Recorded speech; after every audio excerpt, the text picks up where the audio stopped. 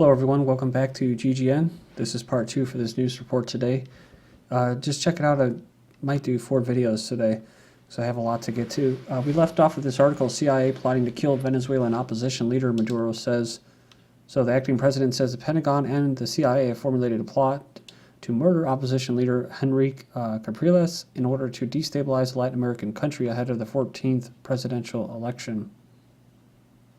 This information came from a very good source, and he stated that the plan was to blame the murder on the Venezuelan government and to fill Venezuelans with hate. I saw this article on the opposition leader, this dude. Opposition leader says he would halt Venezuela's oil shipments to Cuba if elected president. Venezuelan opposition leader Enrique Capriles says he would stop trading oil to Cuba for services such as Cuban doctors providing medical care for Venezuela's poor. He said he opposes selling petroleum to Cuba under preferential terms because it doesn't benefit Venezuela.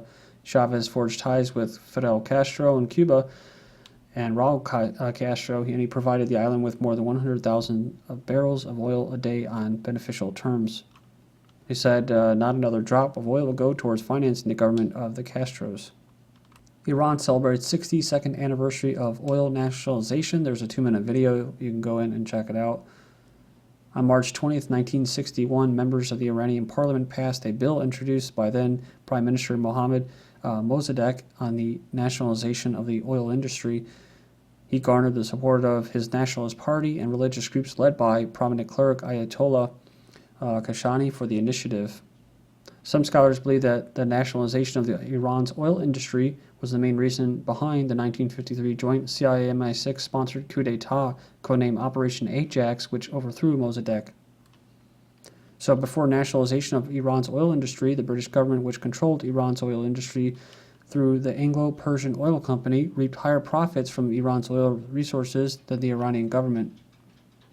The U.S. and Russia are at odds over a missile system. You've probably seen this in the news about Romania or Poland. The issues between the U.S. and Russia on the ballistic missile defense deployment in Europe remain unresolved, says a political analyst. Mr. Jeff Steinberg from the Executive Intelligence Review said Moscow demanded a written treaty that guarantees that Washington will not turn this European missile defense shield against Russia at any point in the future. So far, the United States has refused to give that binding commitment. Russia said on Monday it saw no concession in the U.S. decision to abandon the final phase of its missile shield for Europe while deploying new interceptors against a possible attack from North Korea. So we're hearing a lot about nukes lately. It's definitely a theme that's out there in the news cycle, is about nukes, nukes, nukes. U.S. to deploy a controversial missile system in Romania. So they're going ahead with deploying a controversial anti-missile interceptors in Romania despite opposition from Russia. The Romanian defense minister says the system will be most likely deployed in 2015, saying, I have very serious assurances from the American side that the investment in Romania will continue, saying that the military cooperation was an exceptional one. South Koreans worry about how to confront North Korea's nuclear threat. So, it says here a week earlier, North Korea had said it would exercise the right to a preemptive nuclear attack, putting a rhetorical bullseye on South Korea's capital. To say after decades of agreements brokered and broken, North Korea today is a bigger nuclear threat than ever. So kind of like the same rhetoric and narrative that's going on with Syria and like WMDs. That we just came out an article that the MI6 and CIA both knew that there was no weapons of mass destruction prior to the invasion of Iraq, which was the whole damn point and pretext. And no one seems to have a solution for what is, by all accounts, an increasingly tense situation, which is completely manufactured and created by South Korea, which is basically backed completely by the West. So if they would stop provoking them, then maybe they wouldn't have an issue. But U.S. vows to provide military aid to Seoul.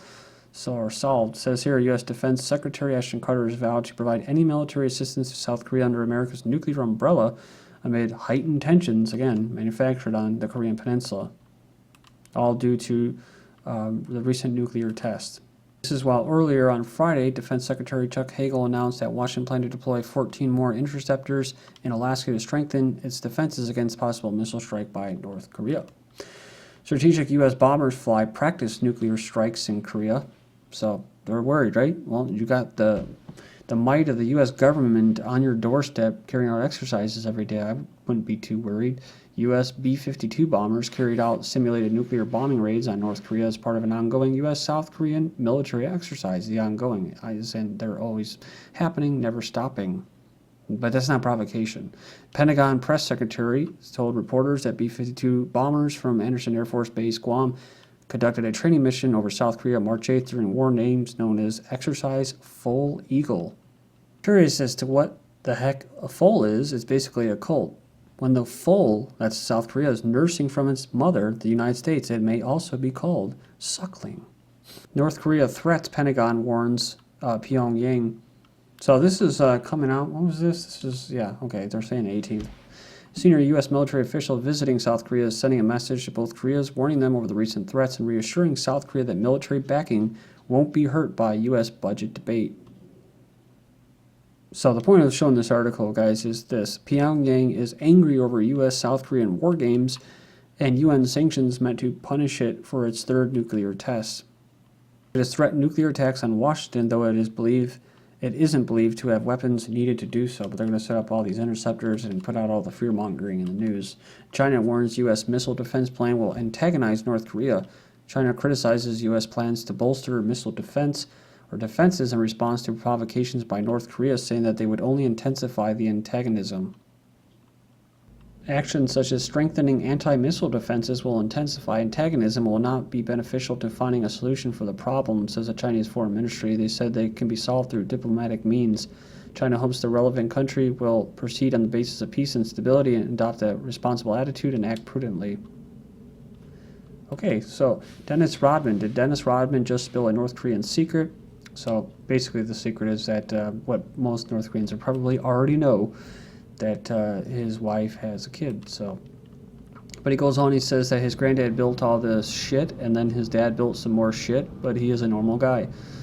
Says Kim, who Rodman calls Kim, not Prince or Supreme Leader, does not want to kill anyone and he does not want to bomb anyone. He just wants Obama to call him. He also insists he's not kissing Kim's you-know-what, he's just passing on a message.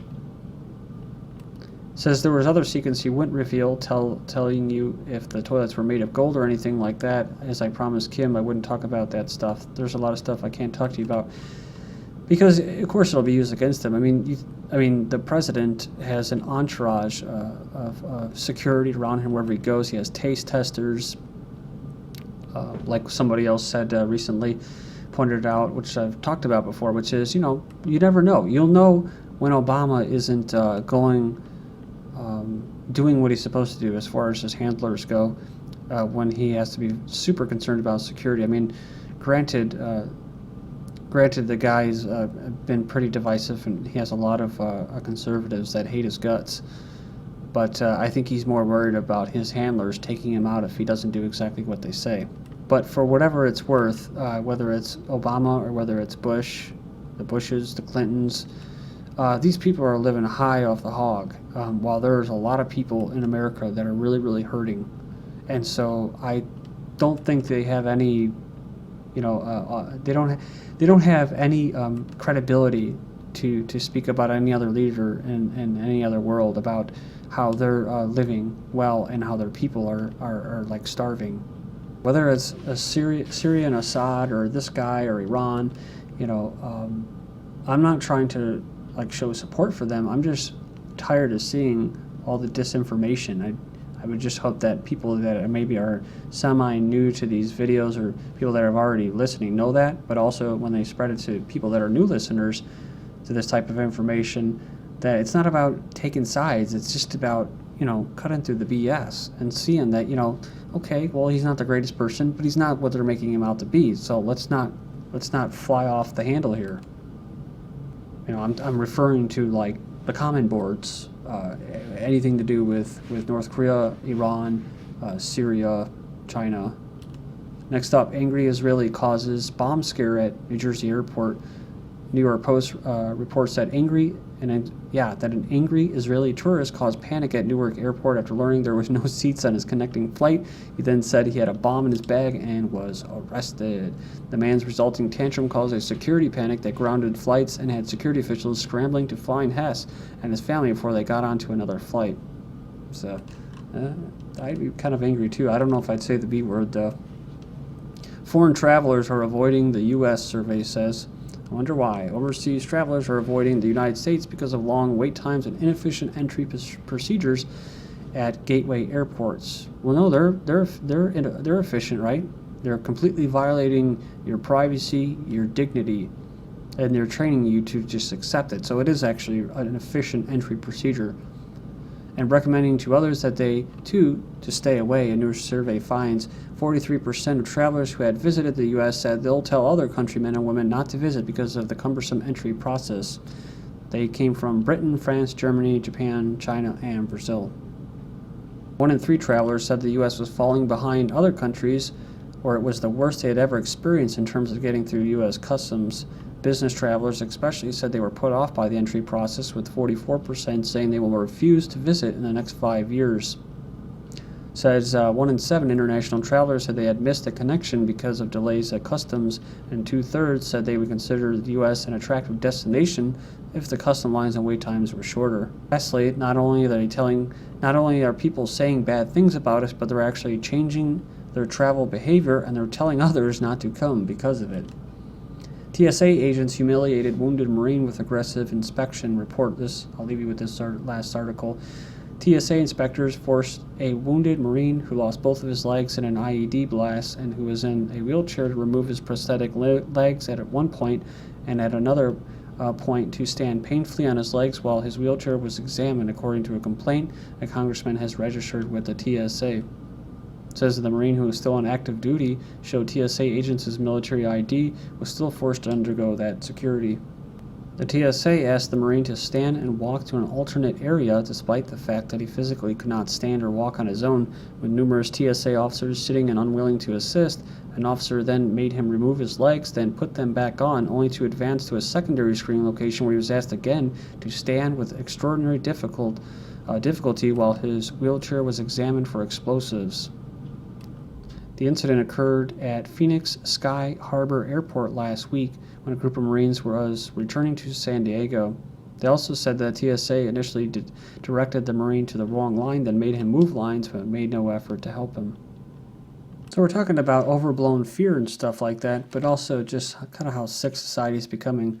CNN criticized for Steubenville verdict coverage. So never really paid too much attention to this, but it says CNN's coverage of the Ohio rape verdict involving a pair of high school football players is being harshly criticized for its focus on the rapist rather than the 16-year-old victim, saying, "I never experienced anything like it. It was incredibly emotional, incredibly difficult, even for the outsider like me, to watch what happened as these two young men that had such promising futures, star football players, very good students, literally watched as they believed their life fell apart."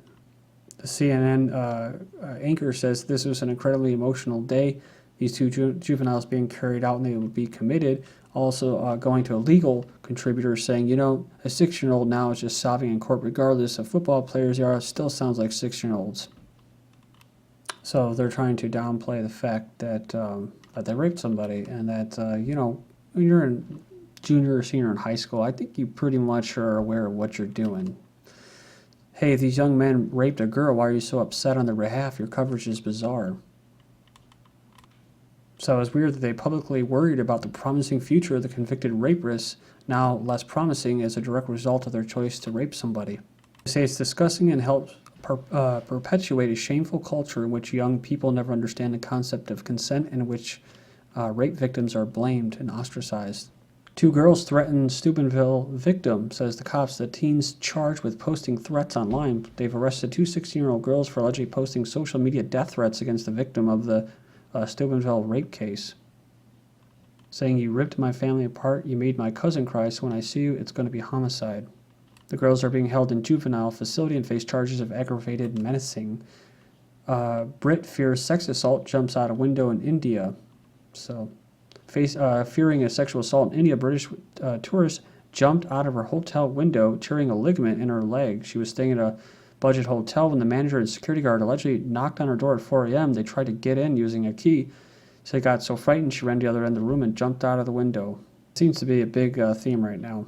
Teenager gets 3 life sentences in Ohio for school shooting. Ohio judge has given 3 life sentences to a teenager wearing a t-shirt with killer scribbled on it, referring to the murder of 3 students during a high school shooting last year. During the court proceeding, he was often seen smiling and smirking, giving a profane statement and making obscene gestures directed at the family of the victim. The college campus in Indiana goes on lockdown after a gunman was spotted carrying a long gun or a rifle in the parking lot. And again, more people arrested after being shot in a Chuck E. Cheese brawl. Thank you.